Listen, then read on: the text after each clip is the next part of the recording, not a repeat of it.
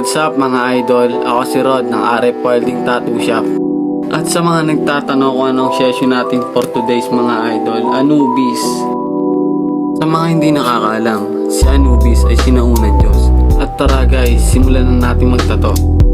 Para sa mga nag-aaral magtato o gustong matutong magtato, palagi niyong unahin sa ilalim na parte para hindi kayo maburahan ng stencil. At nga pala, para sa mga nag-uumpisang magtato, huwag kayong mahiyang magtanong sa mga matatagal na sa tattoo industry.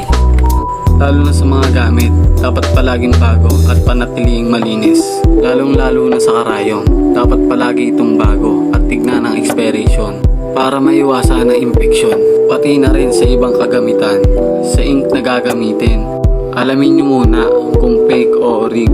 Iwasang umorder online, mas maganda kung pupunta mismo kayo sa tattoo shop. Lang muna mga idol, sa ngayon tapos na tayong magtato.